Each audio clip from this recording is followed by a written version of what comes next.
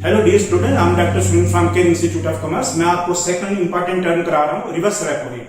इससे पहले मैंने आपको कराया रेपो रेट।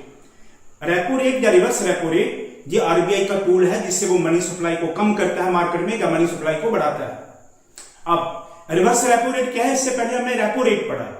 रेपो रेट वो रेट है जिस रेट पे कमर्शियल बैंकों को आरबीआई उधार देता है। रिवर्स रेपो रेट वो रेट है जिसपे जब कमर्शियल बैंकों के पास पैसा सरप्लस होता है, मार्केट में ये उधार नहीं देते, जब मार्केट में डिमांड कम है तो ये अपना सरप्लस पैसा आरबीआई में डिपॉजिट रखते हैं। ये बिल्कुल वैसे ही है जैसे हमारे लिए कमर्शियल बैंक है और कमर्शियल बैंकों के लिए आरबीआई है। तो कमर्शियल बैंक जिस रेट ऑफ इंटरेस्ट पे अपना पैसा आरबीआई में डिपॉजिट रखता है उस रेट को बोलते हैं रिवर्स रेपो रेट। अब अगर जो कमर्शियल बैंक अपना पैसा डिपॉजिट रखेगा आरबीआई में, वो शॉर्ट पीरियड के लिए होता है। तो शॉर्ट पीरियड में इनका एग्रीमेंट हो जाता है कि इतने पीरियड के बाद कमर्शियल बैंक अपना पैसा वापस ले जाएंगे, predetermined date at predetermined price. यानी कि इनको ये भी पता होता है कि इतने दिनों के बाद इनको कितना पैसा वापस मिलेगा, यानी कि जितना इन्होंने डिपॉजिट दिया होगा उससे ज्यादा, क्योंकि इनका डिपॉजिट भी प्रिंसिपल भी प्लस इंटरेस्ट भी। तो ये एग्रीमेंट हो जाता है। अब रही बात की इंटरेस्ट की, अगर रिवर्स रेपो रेट ज्यादा हो, यानी कि आरबीआई से इनकी अर्निंग ज्यादा हो, तो ये अपना पैसा आरबीआई में रख के इंटरेस्ट कमाएंगे तो चाहेंगे इनका पैसा आरबीआई में रहे।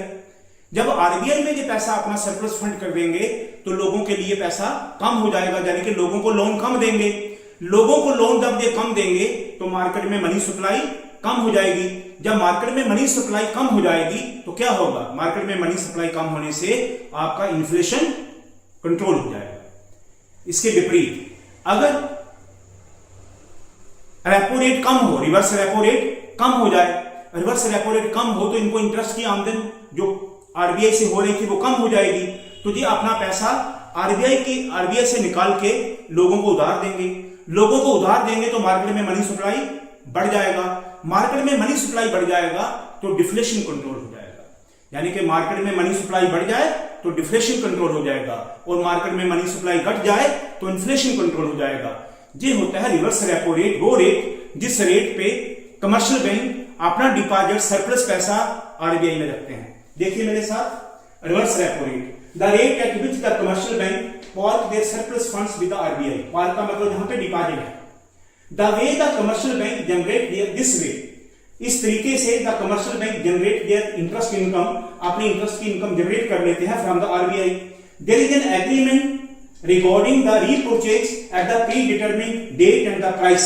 एग्रीमेंट पहले ही हो जाता है कि ये पैसा कमर्शियल बैंक कब वापस ले जाएंगे और कितना वापस ले जाएंगे।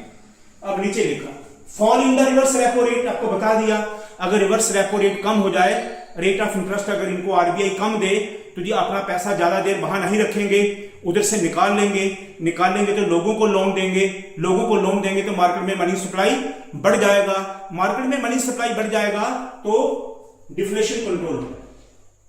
इसके अपोजिट अगर रिवर्स रेपो रेट बढ़ जाए तो कमर्शियल बैंक अपना पैसा आरबीआई में रख देंगे, यानी कि लोगों को देने के लिए पैसा कम होगा तो मार्केट में मनी सप्लाई कम हो जाएगा, डिक्रीज हो जाएगा, इससे इन्फ्लेशन कंट्रोल हो जाएगा। सो दिस वे आपको दोनों टर्म में पता चल गई कि मनी कंट्रोल करने के लिए आरबीआई के दो बड़े इंस्ट्रूमेंट हैं, repo rate and reverse repo rate. आशा करता हूं आपको समझ आ गया होगा। चैनल को देखते रहिए, सब्सक्राइब करिए, लाइक करिए